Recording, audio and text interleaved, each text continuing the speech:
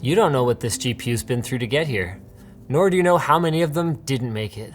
But here it is, the GeForce RTX 3060, Nvidia's long-awaited premium mid-range Ampere architecture GPU. This is the one that's destined to top Steam's charts for the most popular gaming card on the freaking planet for at least as long as its forefather, or foregrandfather, the GTX 1060 did. But that assumes a couple of things, doesn't it? One, that it's actually any good, and of course number two, that Nvidia can make enough of them. One thing we can always make enough of though, is smooth segues to our sponsors. X-Team provides high-performing teams of developers to some of the world's leading brands. Join X-Team and become part of an energizing community for developers at the link in the video description.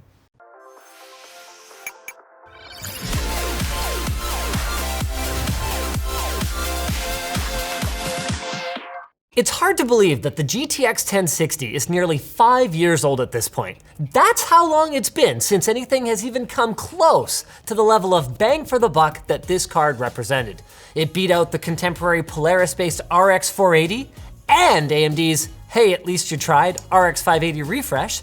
Then, Nvidia themselves tried to make the magic lightning strike again. First with the RTX 2060, then with their GTX 1600 series. I mean, those are both good products, don't get me wrong, but the 1060 is still the top dog on Steam's hardware survey, so it's clear that mid-range gamers were hungry for something better. That's why so much is riding on the RTX 3060. Nvidia is explicitly targeting you, the nearly 10% of you out there who are watching this on a 1060, and spoiler alert, this is it. This is going to be the GPU to finally topple it. At least that's what I would say if the replacement were coming in at the same price point. While the $329 US price tag does make sense next to the GTX 1060 6GB Founders Edition at $299, at least after we adjust for inflation, there is no Founders Edition this time around, just a reference design. So you are definitely still paying an RTX tax. This may give AMD an in with their tease there of what is almost certainly their RX 6700 series. Get subscribed, by the way, so you don't miss our coverage of those cards when they launch. Unlike the RTX 3060 Ti, which does have a Founders Edition, the RTX 3060 comes with 50% more GDDR6 memory, but that's constrained to a slower 192-bit bus. As for its faster clocked CUDA cores, well, they're faster clocked, but they've been cut to just shy of 3/4 of its Ti sibling. Compared to the GTX 1060 though, the RTX 3060 gets all the goodies that come with Nvidia's latest Ampere architecture, like ray tracing, HDMI 2.1 for up to 4K 120Hz displays, Nvidia Broadcast, and the Turing NVENC engine that's just so good for streaming. That means that as long as performance is good, the extra ask from Nvidia is likely to be more than worth it. So then, here's our GPU bench, and here's the cards we'll be comparing against. We wish there were more, but we really didn't have a lot of time. We got this via very unconventional means because our other ones were stuck, that thing we said before. Starting with Shadow of the Tomb Raider then, it's no surprise that in traditional rasterization, the GTX 1060 falls way behind the new RTX 3060. What is a little surprising, and this could be good news for you, is that the RTX 2060 Super comes so close. So if you did shell out for last generation, well, you shouldn't feel too compelled to upgrade here. Back to those who didn't though, well, this might finally be it, the card that makes RTX mainstream. I mean, check this out. With RTX on, the 3060 manages higher performance numbers at 1080p than the GTX 1060 gets with RTX off. As for the 1060 with RTX on, well, we tried it, but it crashed out due to a display driver reset that nearly took the rest of the PC with it. F1 2020 sees the 3060 pulling further ahead of the RTX 2060 Super, with a total improvement entering the high 20% before dipping back down to the low 10s in Forza Horizon 4. As for the GTX 1060, well, it struggled to maintain a frame rate much higher than 60. Then there's Wolfenstein Youngblood. Youngblood is a highly optimized Vulkan title, and it shows in how much of a performance chasm there is between the GTX 1060 and the rest of the pack. And the 1060 straight up refuses to even run Vulkan ray tracing, since non-RTX cards rely on the DirectX 12 fallback layer. As for Microsoft Flight Simulator, it's basically unplayable on the GTX 1060 unless you're willing to reduce the graphics quality. And remember guys, this is at 1080p, so you can't exactly just keep dropping down the res and still have a great experience. The coup de grace for Pascal though really is CSGO performance. And you might look at these numbers and think, what's the problem? But Nvidia's frames win games motto isn't for nothing. The faster a frame can be rendered and pushed to your display, the more up-to-date the information that hits your eyes is going to be. And for a game like CSGO, especially in a competitive match, that makes a big difference. So the rule of thumb then is that you want minimum frame rates that are no lower than double the refresh rate of your display. That gives you optimal frame pacing and input lag. So on a 60 Hz display, hey, you're good to go with this. Don't even worry about it. 187 FPS minimum, no problem.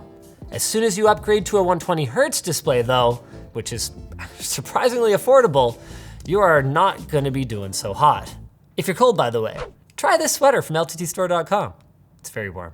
Moving on to productivity, the GTX 1060 has an obvious disadvantage going in, lacking both the Turing and Ampere generational performance improvements.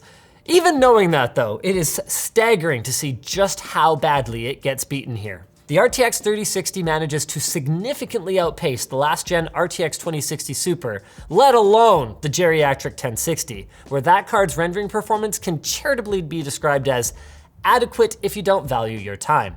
The RTX 3060 easily doubles even the 2060 Super scores across the board up until we hit OctaneBench, where the gap does narrow. But then, interestingly, the RTX 3060 Ti widens its lead. SpecView Perf, meanwhile, looks like it's largely a tie between the RTX 3060 and the 2060 Super, with a few wins here and there, but nothing mind-blowing.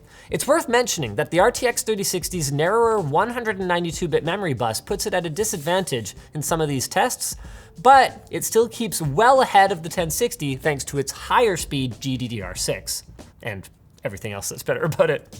As for our particular variant, we were supposed to have an EVGA card, then an Asus one, then a different EVGA one. We ended up with an MSI Ventus 2X. It's got a pretty modest cooler compared to some of the top-end variants of RTX 3060, but even this card peaked at temperatures of about 70 degrees throughout SpecView Perf, with a very similar cooling and noise profile to not only the RTX 3060 Ti, but also the 2060 Super and even GTX 1060. And all of this was while maintaining roughly our card's maximum boost clock of 1.9 GHz, which suggests that this GPU has significant thermal headroom and may be able to be pushed much harder with the right board and cooler. With an 8-pin PCI Express power connector, it goes without saying that the RTX 3060 draws more power than the 6-pin GTX 1060, and this is reflected in its official power rating. At peak, it drew a cool 40 watts less though than the more powerful RTX 3060 Ti, with a peak of just over 160 watts. That's good, but what's more impressive is that it drew less power than even the RTX 2060 Super, which peaked at over 175 watts. While the older GTX 1060 certainly did manage lower power consumption on average though, it actually manages to spike to around the same maximum. So RTX 3060 is looking pretty darn good as far as thermals and power consumption. I mean, overall, there's very little to complain about in terms of performance. It's just that, and this is at risk of beating a dead horse here, availability may be a different issue. Now it is possible that these cards will be more widely available than previous RTX 30 series launches, but while Nvidia seemed confident that there would be lots of supply, a couple of retailers that we've spoken to locally have some doubts about that, at least out of the gate. So if that's true, today could be yet another payday for filthy scalpers. We can only hope then that supply is good enough that demand falls and those scalpers end up with a whole bunch of extra cards they have to liquidate into actual gamers as quickly as possible. Now you might have noticed that one thing we didn't talk about today is mining. And the reason for that is that we've set our piece on it already, and we only want to evaluate this product from a gaming perspective on its merits for gamers, not the political decisions that Nvidia makes. So whatever we said before, it's important for you guys to know. We don't hate Nvidia, and we definitely don't hate this product. It's just that when any company makes a boneheaded decision, Apple, Dell, Intel, AMD, doesn't matter who, it's our job to call them out. And then by the same token, it's our job to praise them when they get something right. And they got a lot right with the RTX 3060. So that's it. Go upgrade your GTX 1060 or your RX 580.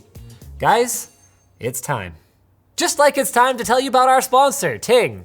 Thanks to Ting Mobile for sponsoring today's video. Their new rates make it easier than ever to see how much you can save by switching. They've got unlimited talk and text for $10, data plans starting at just $15, and unlimited data for $45. If you liked their previous pay for what you use plans, guess what? They're still there. They're just called Ting Flex plans now, and they charge just $5 per gig. What's really cool is that data can even be shared if you have a family plan, so you can connect more phones to save even more. You get the same nationwide coverage in the US and award-winning customer service, and pretty much any phone will work with Ting. So go check them out at linus.ting.com and get $25 in credit. So thanks for watching, guys. If you do want to know more about the mining angle of this, go check out our recent video exploring why we think Nvidia limiting this card's hash rate and introducing dedicated mining GPUs is not as good as it might seem on the surface. It's a little more complicated than you might think.